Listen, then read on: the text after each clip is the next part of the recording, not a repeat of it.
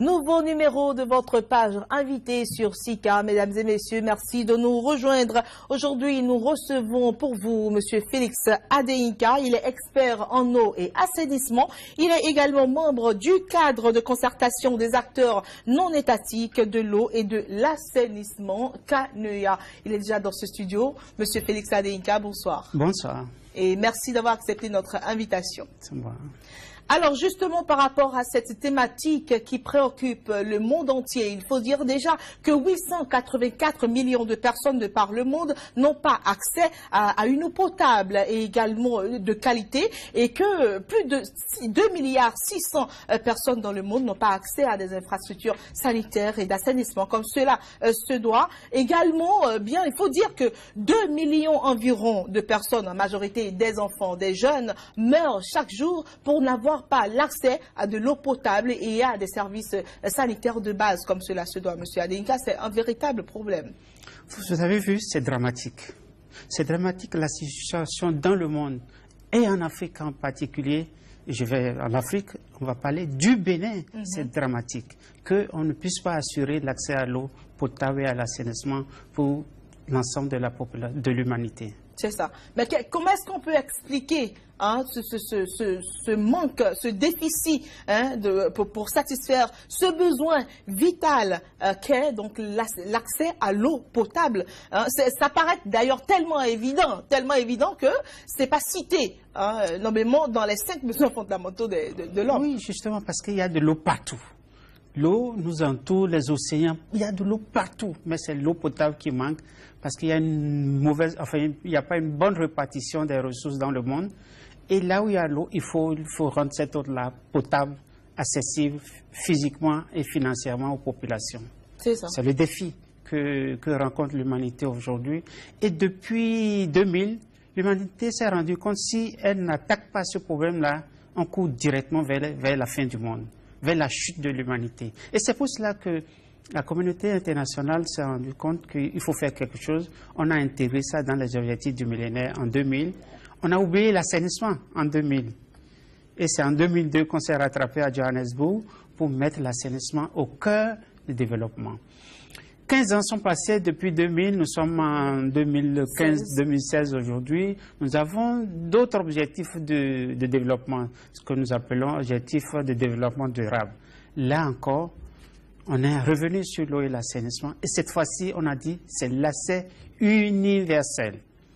Autrefois, on disait de réduire de moitié le nombre de personnes qui n'ont pas accès à l'assainissement, à l'eau et à l'assainissement. Mais l'autre moitié va faire quoi? Puisque nous vivons dans le même monde. On s'est rattrapé pour dire maintenant on va viser toute la population, toute l'humanité.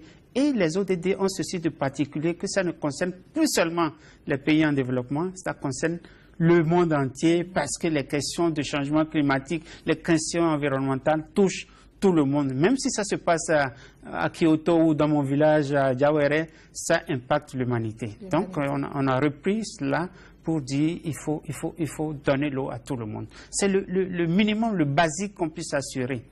Et je pense qu'au Bénin, les autorités en ont pris la mesure. Vous avez écouté le chef de l'État à sa prise de fonction. À Porto-Novo, il disait...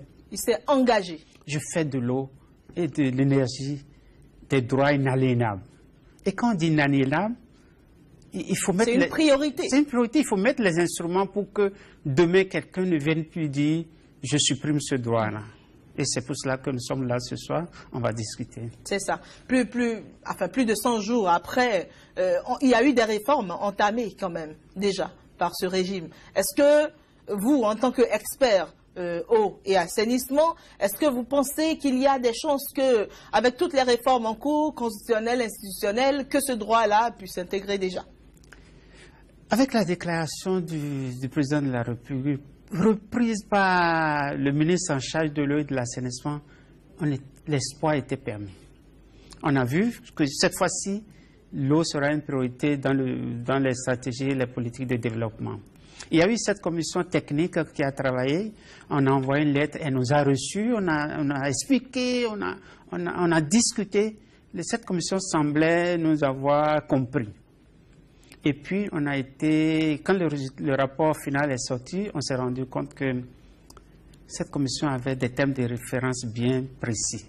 Et que, en tout cas, on n'a pas eu satisfaction à travers le rapport qui a été élaboré. Puis on n'a pas baissé les bras. On a rencontré le ministre de la Justice en charge de cette réforme-là. Mais je dis, on peut tout dire de ce régime de nouveau départ. On a trouvé un homme qui nous a expliqué la situation.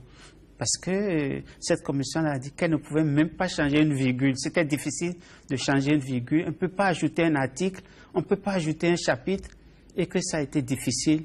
Et en plus, la difficulté que cette commission a eue, tout le monde voulait qu'on constitutionnalise son sujet, les cultes traditionnels, tout le monde voulait avoir les musiciens, les artistes, c'était pas facile.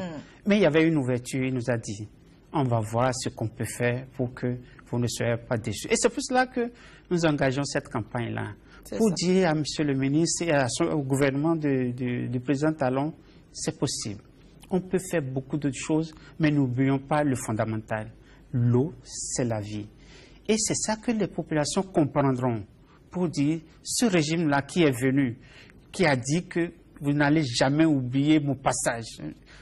Cet événement-là, nous pensons qu'on peut faire, ne serait-ce qu'en touchant, en donnant l'eau à tout le monde, en assurant l'assainissement adéquat à cette population-là. Je vais vous dire, quand on va aller plus loin, c'est une réforme, enfin, c'est pas une réforme, c'est un exercice qui a moins de coût pour le gouvernement. Constitutionnaliser le droit à l'eau et à l'assainissement, ou bien même rendre effectif ces droits-là, on gagnera beaucoup. C'est ça. Alors, peut-être que tout ceci traîne parce que les personnes, les acteurs impliqués, les autorités n'ont pas encore conscience du degré du danger sur le plan national. Dites-nous, combien de Béninois à peu près sont dans ce besoin-là et n'ont pas accès à l'eau potable ainsi qu'à l'assainissement? Merci beaucoup.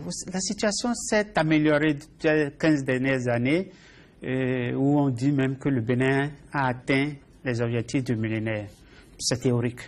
Disons qu'il y a eu des efforts qui ont été faits. Aujourd'hui, nous sommes à 68% de population qui ont accès à l'eau.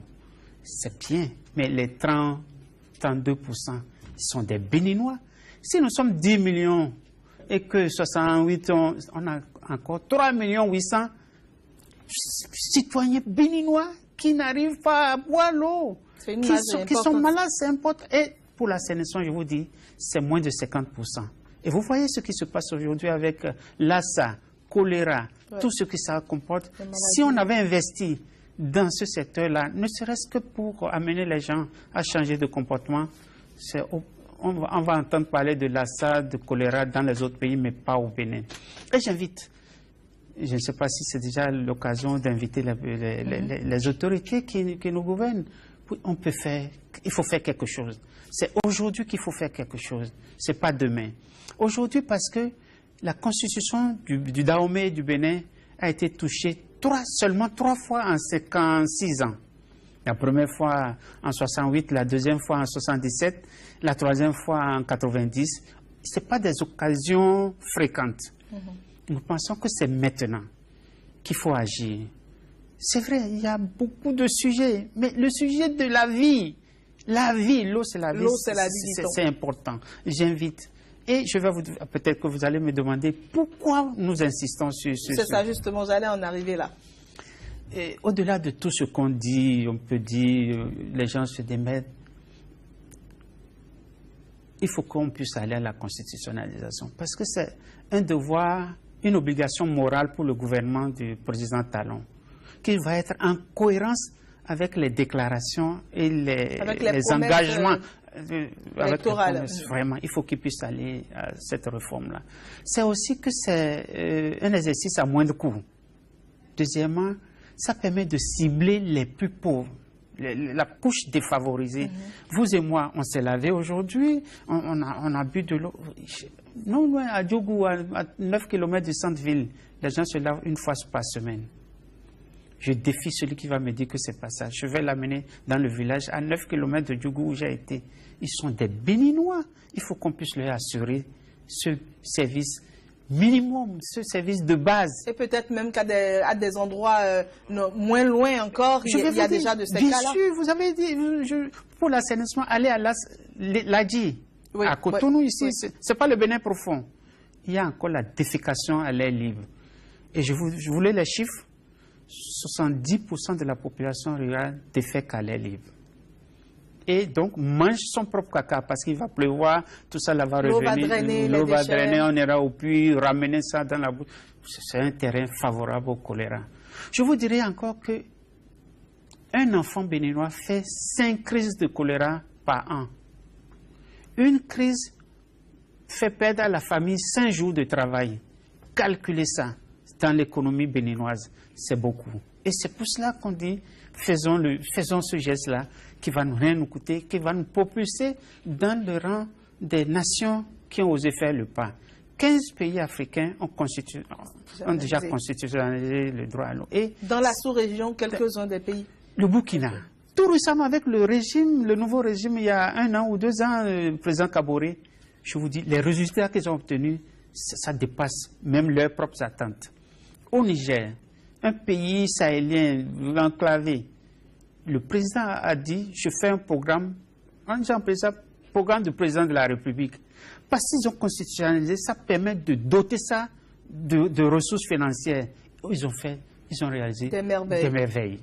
Et je pense que le faire, ça donne les moyens au gouvernement de faire une dotation budgétaire pour le sujet et tout le monde est à l'aise. C'est vrai, il faut encore parler de l'intégrité du secteur, faire en sorte que les événements malheureux que nous avons connus par le passé dans le secteur de l'eau et de la ne se répètent pas. Et ça, c'est un autre problème, un autre sujet. La société civile va veiller à ce qu'il n'en soit pas ainsi. Et c'est très important de mettre le problème, le droit à l'eau et à l'assainissement comme la base même du développement durable, parce qu'on s'attelle à parler de développement durable, de l'accès à l'éducation, de l'accès à tous les autres besoins, mais tant qu'il n'y a pas l'eau et que la santé n'est pas garantie, à quoi est-ce que tout ceci pourrait servir? Vous l'avez dit.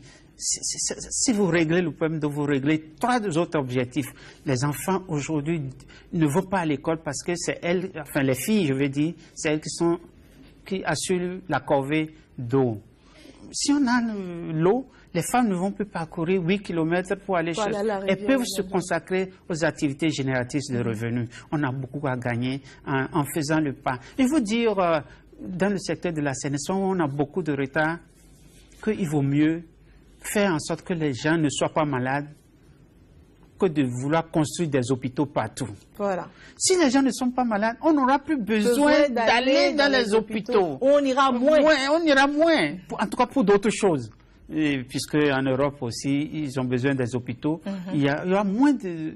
C'est pourquoi je vais inviter l'argent qu'on va consacrer à construire, à former, on puisse saisir l'opportunité de mettre les moyens sur l'assainissement, ne serait-ce que pour réduire la défécation à l'air libre. C'est très important.